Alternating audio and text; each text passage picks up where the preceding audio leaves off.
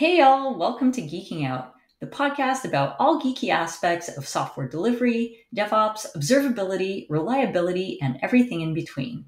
I'm your host, Adriana Villela, coming to you from Toronto, Canada.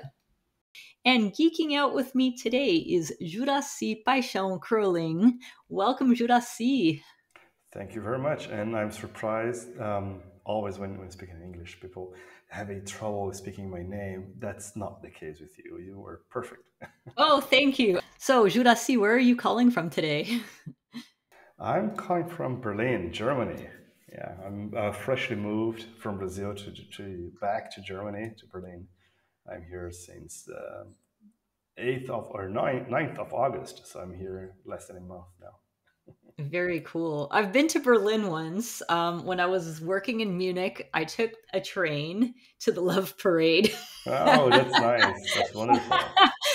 This was back in 2000. Okay, yeah, that's I've nice. never been to the Love Parade. This was I was like, wow.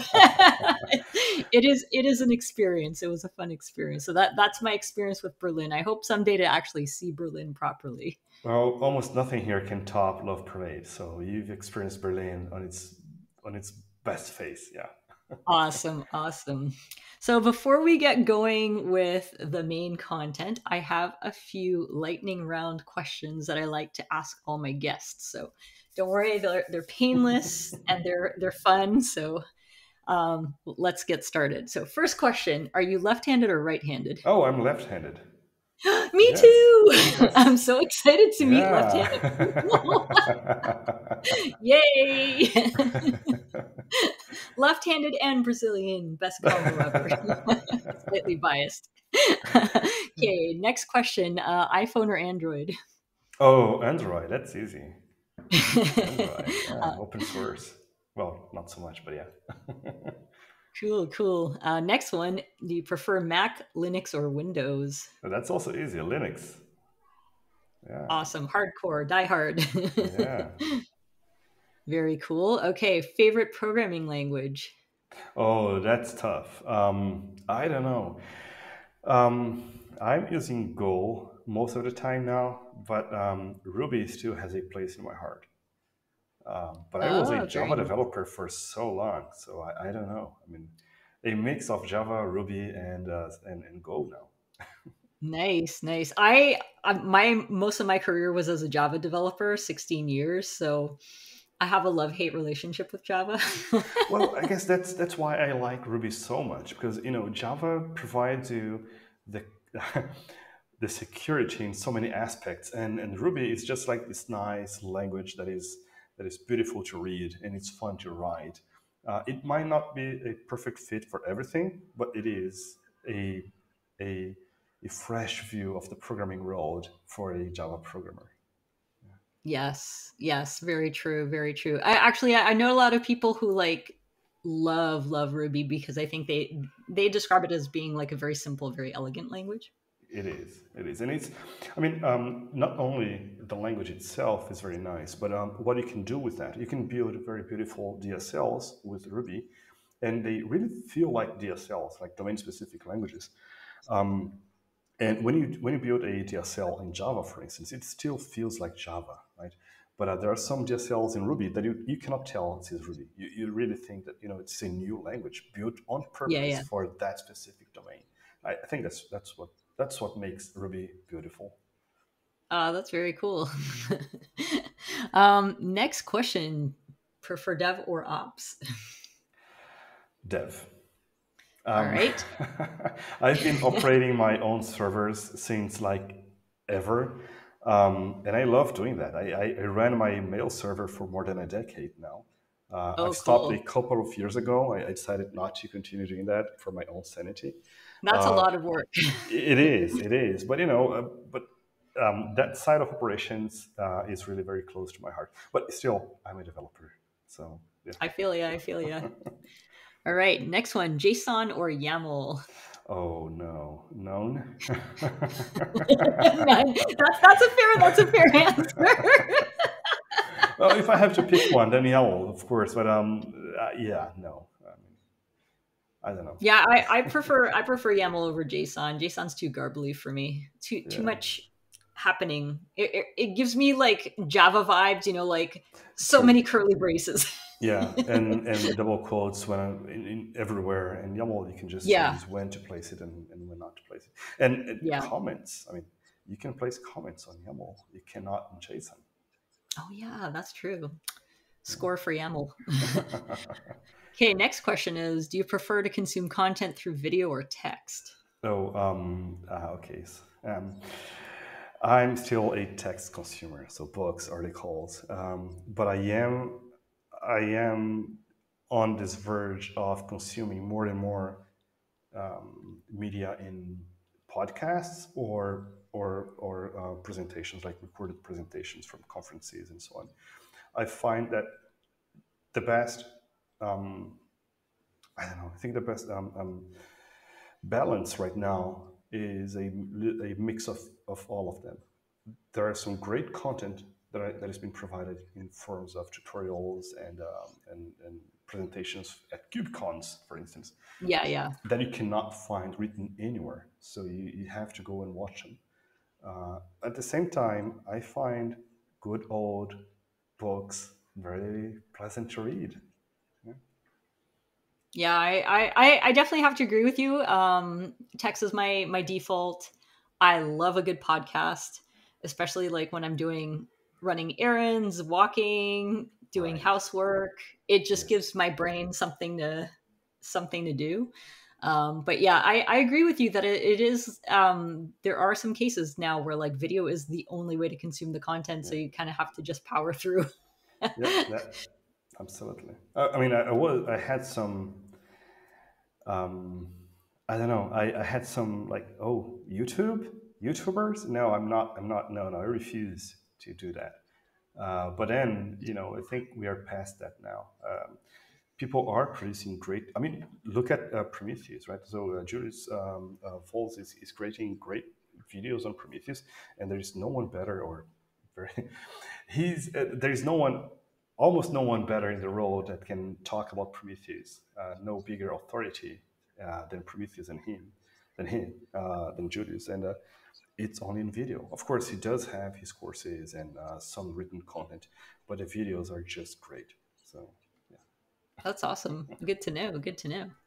And final question in our lightning round. What is your superpower? Oh, getting my kids in bed. That is a good superpower. I can do that better than anyone else. I just get them there and they fell asleep in a few minutes. Yeah, that's my That superpower. is very, very impressive. I just have the one daughter, and when she was little, oh my God. The excuses. The excuses. And I'm Need water, leveling need up. food. Yeah, and I'm leveling up. I mean, I take care of two now because Uh-huh. my youngest one is too young for me. I mean, I'm I cannot breastfeed her, so mom still has to get her to sleep. But we are now transitioning also to no breastfeeding anymore. So in the future, it's not going to be two kids, but three to So get in bed. so then you'll really put your superpower to work. Yes, absolutely. Amazing, amazing. Well, awesome. Thanks for playing along with the lightning round questions. So That's now fine. onto the good stuff. So open telemetry. I want to talk to you about because you are one of the open telemetry maintainers, right? What's your specific role in the open telemetry community? I wear quite a few hats actually, but two of them are really big, and perhaps the biggest hat that I have right now in the OpenTelemetry community is on the collector SIG. So I'm a code owner for a few components of OpenTelemetry Collector, especially around the contrib repository. So things like the tail sampling processor or the load balancing exporter or routing processor and routing connector now, and a few other things. And of course, Grafana specific components like the low key receiver and exporter. I'm also um, part of the governance committee or the governance board for OpenTelemetry. So I think that's my second biggest hat there. But I'm around in a making, I don't know, creating confusion in other SIGs as well. I guess that's what I can describe the best. Awesome. Whoa. I don't know if you heard that sound. Yeah. So there is in Toronto right now, there's a, we call it like the Canadian National Exhibition. It's basically like, I don't know, like a two-week like fair amusement park thing. And this time of year they have like fighter jets doing like, they do like an aerial show. And even though like we're not that close to where it's at, I want to say it's about like probably about 4 kilometers away from where I am, but Okay. it's freaking loud. Well, it is, yeah. And they practice around this time, and I think the air show is this weekend because of Labor Day weekend. So yeah. Anyway, that's where that horrid sound came from. That was super freaking loud. So one of the things I wanted to ask in your OpenTelemetry role. So what does the governance committee do? Right. That's a great question. So what?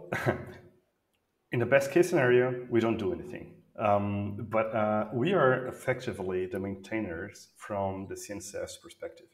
So we are the ones taking the decisions on behalf of the project, especially when it comes to like official decisions.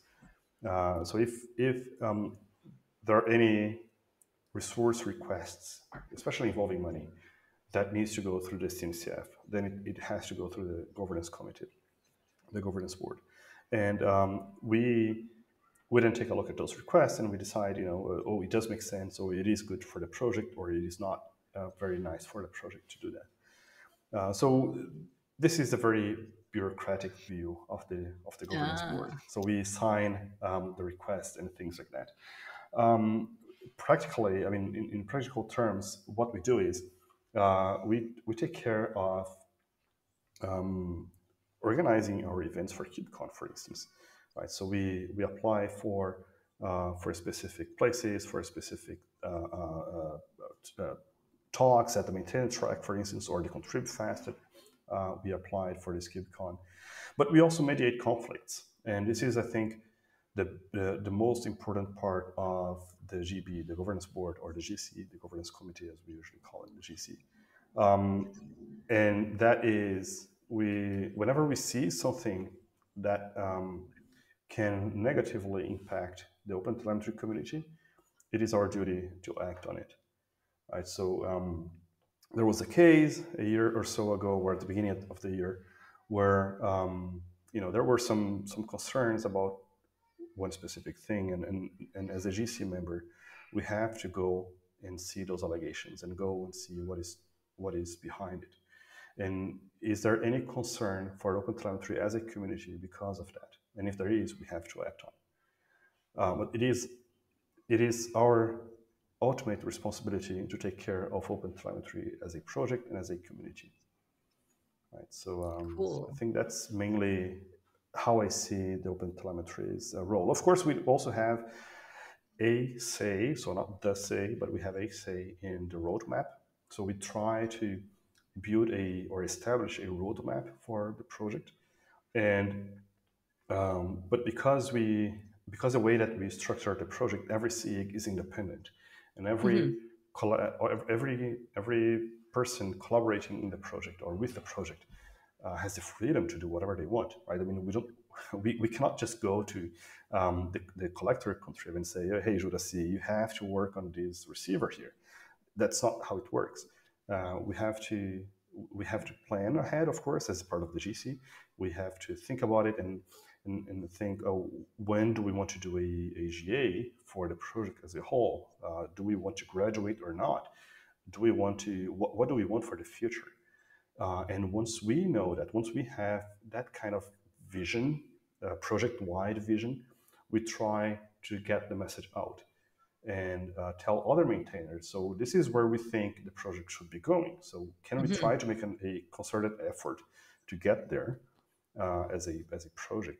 And I mean, most of the time we fail, but I guess that it is useful nonetheless. we were able to get like metrics, a focus on metrics for a few months, and then we got metrics out. And we also got a concerted effort around logs, and logs are now also out, right? So for the most part. So I think awesome. it does work. But you know, it is a fair question because it's not very clear when we are out what the GCs should be doing. So well, it sounds like GC wears a lot of hats. Like there's a lot going on in the GC. Well, we get to meet every week for about an hour, and that's pretty much all of the time that we have. So we can say that we have 1 hour of work per week. Most of the time we discuss the whole hour. So we have quite a few things to talk about, but most of them are, I have to admit, they're kind of mundane, right? So like a company X wants to assess whether it makes sense to have a set of features for a specific platform, right? So then we go around and ask people, you know, does that make sense? Does that not make sense for us? And so, yeah. So then how do you communicate, you know, since the GC does give, I guess, has a hand in the overall vision for OpenTelemetry, how do you communicate that information to the different SIGs to make sure that things move in that direction, even if you're not successful, but to at least get, you know, communicate the idea, even if it doesn't necessarily get implemented or maybe not implemented in the way that was originally envisioned? Yeah, that's a good question. So we have a diverse set of GC members. We have 2 people from the collector SIG. We have people that are not part of any other SIGs. We have 2 people who are part of the TC, the technical committee as well. We have people who are users of OpenTelemetry nowadays. So what we do today is we use the other hats for the GC members so that the information can spread around. So we have the collector folks bringing information into the collector SIG, but we also have GC members joining the Monday's maintainers call. So we have a call every Monday for maintainers of OpenTelemetry. So we have a GC member joining that call and bringing the updates to that group. We also have a monthly GC plus TC call where we have a discussion between the 2 committees, discussing things that are relevant for the project as a whole, but also making sure that that information flows, basically. And the TC is then responsible for ensuring that the technical direction of the project is set and followed by the individual SIGs. Okay, yeah, that makes a lot of sense. Cool. So now, taking a step back, my question is, how did you get involved in OpenTelemetry in the first place? I like to say that I'm part of OpenTelemetry since it was not OpenTelemetry, right? I mean, I was part of the OpenTracing group back then. Ooh, very cool. Yeah. I was actually part of perhaps the first KubeCon where OpenTelemetry had an appearance, and it was actually here in Berlin in 2017, I think it was. KubeCon Europe was very small back then. I think not even like 1,000 people. Oh my God. Yeah. Comparing now, like with Amsterdam, it's a totally different vibe. That was outrageously huge. Yeah. And I think Chicago is going to be even bigger. I think so. Yeah. I'm really looking forward to it. But back then in 2017, we had I think it was a tutorial. Me, Priyanka Sharma, who is now executive director of the CNCF, and Ted Young, your colleague, Ted Young, we were there doing an OpenTracing tutorial back then. And it was really fun. I mean, we had a 90-minute session there, people trying to instrument their applications using Go and OpenTracing and facing all sorts of problems. And things were working, but barely. But it was fun. I mean, so I joined back then, and things just evolved from there, right? So we got in 2019 perhaps, we joined forces with Open Census, then we formed OpenTelemetry in perhaps a little bit later than 2019. But then here we are, and I started contributing with the collector when we joined forces. Because I thought the collector was a really cool technology. Back then, it was part of Open Census Service, so it was already getting our attention at Red Hat back then. We thought, this is a cool piece of technology that can really free up people from the, not free up, but to liberate people from vendors if they want to do so, right? So people Yeah. can start using the service to make translations, and they can decide at the service, Open Census Service back then, they can decide there where to send their data. And for a company like Red Hat, that made a lot of sense because Red Hat was not, and is not, as far as I know, interested in a backend for telemetry. But at the same time, they were, and still are probably, interested in getting telemetry data out of their OpenShift clusters or Kubernetes clusters. So it does make sense to have a support for a service of some sort, like Open Census Service. When we had this fusion of OpenTracing and OpenCensus, then I continued working on, then I officially started working on the OpenTelemetry Collector. It was renamed, and that prevails until today. I mean, I continued focusing on OpenTelemetry, and a few years ago, Grafana got in touch with me and said, we are highly interested in OpenTelemetry, and we need someone who's already in the community to help us navigate this community and understand what's going on and bring what's new inside the company and help the company provide also support for the project in whatever way makes sense for the company. So yeah. Oh, that's so awesome. That's so awesome. It's nice to have like your work recognized like that, where a company comes to you and they're like, "Hey, I like what you're doing." It's That's the best. wonderful. Yeah, I can say that I'm really blessed to work with what I really like. I really like the project OpenTelemetry. I like what I do on a daily basis. I like, of course, the collector. I like writing new components and so on and so forth. But I also enjoy the community side of it, and I think that's a huge part of what I do nowadays.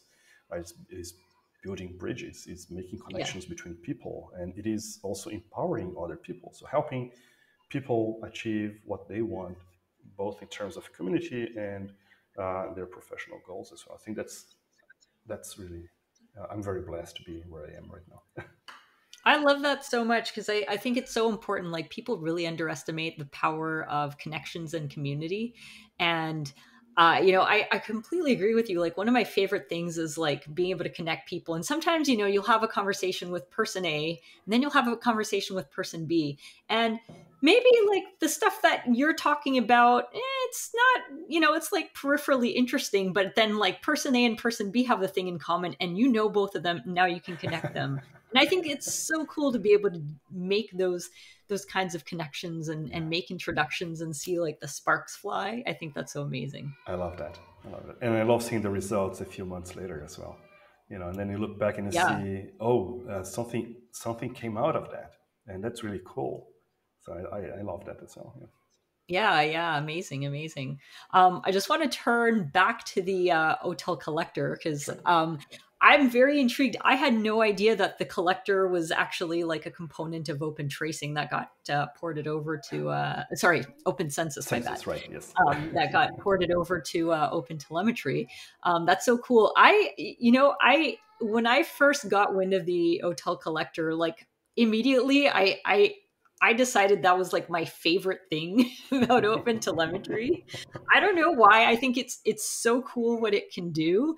And I don't know, like I love this idea where like, especially because so many observability backends, they all have like their different agents, and the OTel collector is basically the vendor agnostic agent that will do all the things and will ingest the data from different sources, and then my absolute favorite is being able to send it to different simultaneous sources, and to be able to see, like, if you're evaluating a particular vendor, you can see how the same information ends up being rendered differently by the different vendors, and then that becomes the differentiating factor between the vendors. I think that's so cool because then the vendors don't have to compete on like on the data format itself, like really what's distinguishing is what do they do with the data to make it useful to you to troubleshoot? And I think that's so awesome.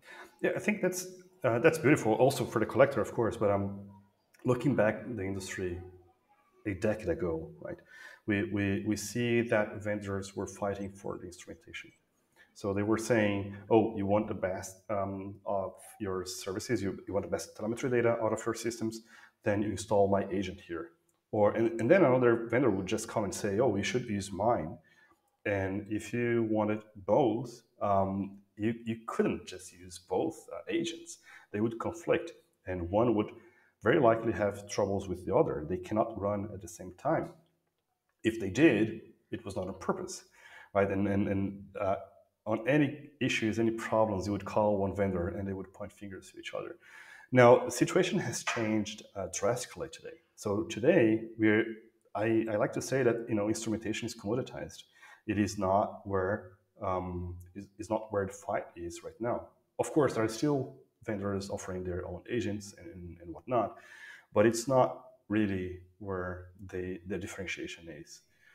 And it's not the collector either, or it's not the infra that helps the data from A to B. It is really on the back end. It is really how you build a scalable backend for metrics, logs, traces, profiles, and RAM, and so on and so forth.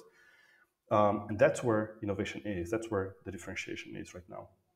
And I think the collector helps people who are still on the old way of doing things, and they want to get into the new way of doing things. And it is the part that you just drop into your infra without changing anything.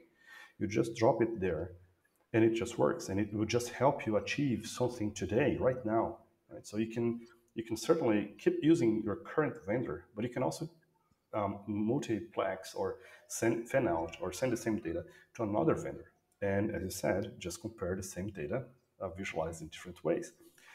I think that's why the collector is so, it gets a lot of attention, or gets our attention, right? Because it is such a powerful and yet easy to implement solution that allows people to get started really quick. I mean, for instrumentation, it's nice that I can follow a tutorial on a website and learn how to instrument things and learn how to apply like Java agent or the Go auto instrumentation and so on and so forth. But the practical results on my daily routine, they take longer to reflect than the collector. I think that's what makes the collector very special. And I think it is also the versatility of the collector right now. I mean, just today, someone was mentioning, oh, I'm playing with the tail sampling processor and I'm applying span metrics after that. And of course, we know this is a problem, right? And the person came to that realization that it is a problem because now I'm doing metrics only on 10% of my traces. So how do I solve that? And then with the collector, in like 5 or 10 minutes, I was able to get into a configuration where we have connectors and we have traces going in and connectors sending the same data to 2 different pipelines. And one of them is with the span metrics, the other one with the tail sampling, and that's it. Voila. So it's like a chef of the cuisine that would just get a recipe there for a very nice and tasty dish there. So I think that's what I like about the collector as well. Its versatility. Yeah, absolutely. And it's so cool to also see like the different because there are so many different receivers available for the collector now, where it can ingest from so many different data formats, which is awesome. So then it's like exactly what you said. You can just drop it in. You don't have to disrupt your existing system. I think I've heard some scenarios where people were using StatsD, and it's like, great, you can just drop a collector there to ingest the data from StatsD, and until until you're ready to remove that part, you can just keep it running business as usual, which is really nice. And then the other thing that I find interesting, and not necessarily a collector thing, but an overall OTel thing, that when OTel started, I think there were very few vendors that used to ingest data in the OTLP format. And so there were different exporters for these different vendors, but it's been really, really cool to see many, many vendors now being able to support the native OTLP format, basically rendering these exporters obsolete, which is amazing, right? Because it just goes to show how many vendors are actually taking OpenTelemetry seriously. Absolutely, yes. And it is a quite different view of the road from a few years ago, right? I mean, a few years ago, we still had vendors wondering if this OpenTelemetry thing is here to stay or not. And can I just perhaps rename my monitoring pages to observability and be done with it? Can I ignore OpenTelemetry altogether? And they Yeah. realized it's not the case, so it's not enough. And they have to at least ingest or accept that OpenTelemetry exists. They don't have to be part of the community, right? So we don't have this requirement. They can just live on their own islands. They can ingest OTLP. That's fine. That's their customers are requesting them to ingest OTLP. So that's why they are doing that. And not there, I mean, our customers, all of our customers, they do want to generate OTLP, commoditized instrumentation that we talked about before. And now they want to send this data to you because you are providing a very nice solution there. And if you don't, they're not going to give you another chance. They're going to go to another vendor. And I think that's how it is today. And I think it's beautiful where we are right now. Yeah, I really love it. Like when I first started learning about OpenTelemetry, I want to say it was around 2021, and I was working at 2Cows, and I was running an observability practices team there, and traces had not even been in GA yet, and I'm like sitting there telling them, no, this is going to be a big thing. You just wait. Yeah. And I'm so happy to see how much it's grown since then. And now we're at a point where metrics, I believe, are in GA. I think logs are stable, right? I think at this point. The data model is we don't have a logs API, and we're not going to have one, right? So Right. of course we realized. I think it was clear to everyone since the beginning, but there is an official realization that it doesn't make sense for us to come up with a new logging API. Logging is the older of all of the telemetry signals. People have been using logs since they started writing code. So it doesn't make sense to try to come up with a new logging API and hope for people to use our APIs in the future. I mean, coming from a Java world, and you too, you can probably name more than 5 logging APIs there and logging frameworks. And we don't want that. We don't want to deal with that kind of problem at the OpenTelemetry level. So what we are doing is we have the log bridge API, and that is something that we can implement in every language or almost every language, and interoperate with the instrumentation that people have today. So if they have SLF4J, for instance, for Java, we can have an implementation of that for OpenTelemetry. So users still use the SLF4J API if they want, and they have an OpenTelemetry implementation, or the new slog library for Go. Right, so we can implement a handler for that, and users are just going to use the slog libraries for their code. But during the initialization of the logging library, we can configure that to speed out OTLP. Right. So basically for every, or I guess the goal at least is for every logging library out there, there's going to be like a logs bridge API that basically is that connector between taking that existing logging library and converting it to OTLP. Yeah. That's it. I mean, of course, all of the libraries out there is a little bit too much, but I mean, the idea I guess is the more popular provide ones, I would imagine, right? And I guess that goes into a nice other side discussion that should that belong to OpenTelemetry? Should that kind of work belong to OpenTelemetry, or do we expect the logging framework implementers to provide such a bridge?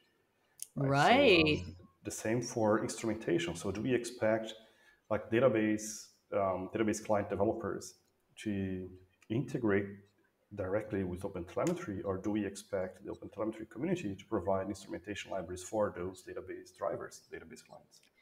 Yeah, Right. So I that's think, actually a really excellent question. Has it been answered yet, or is it still under debate? well, it is something that we did talk about during our OpenTelemetry Leadership Summit earlier this year.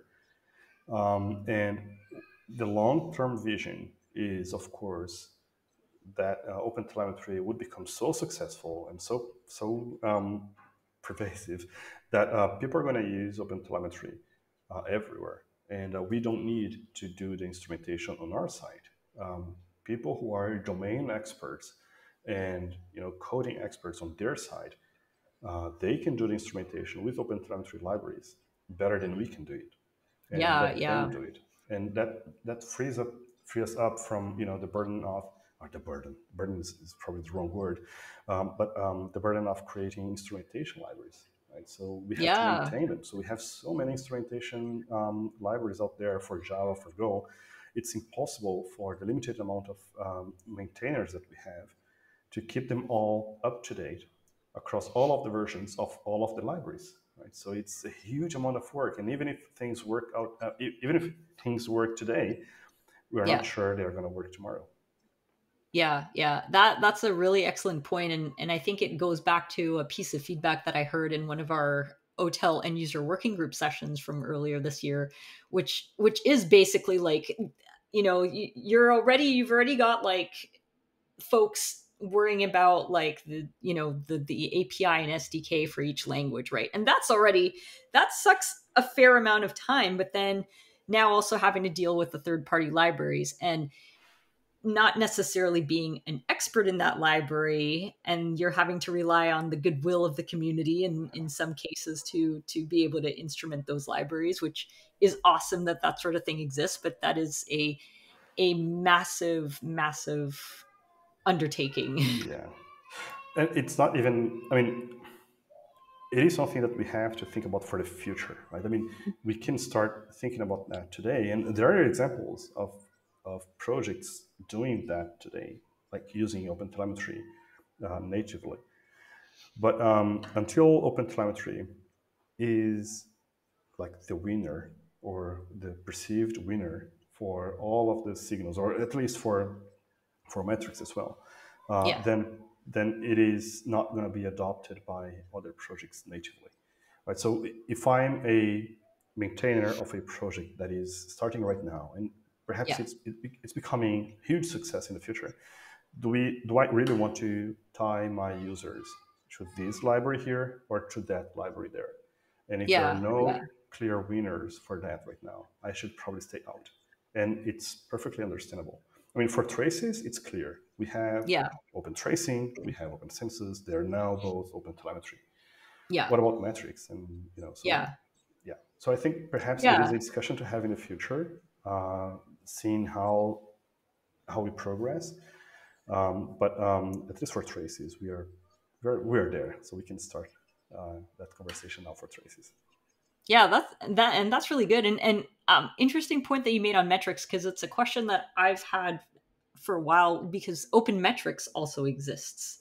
So then what's the relationship between open metrics and open telemetry? Like, do you have any insight into that? Like, Yeah. So OpenMetrics, we have the Prometheus working group as part of OpenTelemetry. And I think mhm. it fits there. Right? So we have folks from the OpenMetrics project joining the Prometheus WG for OpenTelemetry. And our idea is that we should, so OpenTelemetry should be compatible or interoperable with OpenMetrics and Prometheus. Right, so OpenMetrics is the format, is the exposition format for Prometheus, basically. So if we want to expose data in Prometheus format, we use then OpenMetrics, or we should use OpenMetrics specification for that. So I think it is the other part of the project, that is the acknowledgement that we are not alone and we're never Yeah, going to be alone there. So we have to play with the other players. We have to be interoperable with the other solutions. We have to have Zipkin, Jaeger, open census receivers for the collector. and Right. exporters. I mean, Right. they're not going to get away. They're not going to Yeah. go away, and we don't want them to go away. I mean, Right. it's part of a healthy ecosystem to have multiple Right. implementations of the same solution. The Right. same with metrics, right? So we want very good support for not only Prometheus but for other metrics solutions out there as well. Yeah. Yeah. Right, right. Yeah, and that's a really great point is acknowledging that there are people still using other protocols, other tools out there, and so being able to basically welcome them into OpenTelemetry and playing nice in the sandbox is definitely an important Yeah. message to give. Now, we are just about to wrap up, but before we do that, I did want to ask if there's anything that you're working on that you would like to promote and share with folks. Absolutely. I would love to share that here. Yes, absolutely. So one thing that I'm particularly passionate about is our participations in the Outreachy program. So Outreachy is an internship that allows people coming from an underrepresented background in our industry in IT. It allows them to get in a paid internship to work on open source projects. And since, I don't know, 2017, back with Jaeger and OpenTracing, I try to be part of this project.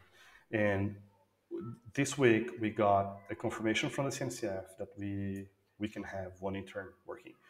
So people who are in the industry, and if you know anyone who's having trouble getting into our industry because they are part of an underrepresented group of people, spread the word and help me find those people. And we are being part of this program once again. So the internships should start in December and finish in March. And we are going to have projects related to OpenTelemetry there. Amazing, amazing. And I'll also want to add that you have a weekly show in Yes. Portuguese Yeah. called Dose de Telemetria, which if you're a Portuguese speaker, definitely check it out. I'll include it in the show notes. And also to congratulate Juraci on getting a speaking spot at KubeCon North America in, oh my God, it escapes me, Contrib-Fest. Yes, that's right. Yes, so congrats. And also that Juraci is a fellow CNCF ambassador, so wanted to throw that out. Great. Well, thank you so much, Juraci, for geeking out with me today. Y'all don't forget to subscribe. Be sure to check out the show notes for additional resources and to connect with us and our guests on social media. Until next time. Peace out and geek out. Geeking Out is hosted and produced by me, Adriana Villela. I also compose and perform the theme music on my trusty clarinet. Geeking Out is also produced by my daughter, Hannah Maxwell, who incidentally designed all of the cool graphics. Be sure to follow us on all the socials by going to bento.me/geekingout.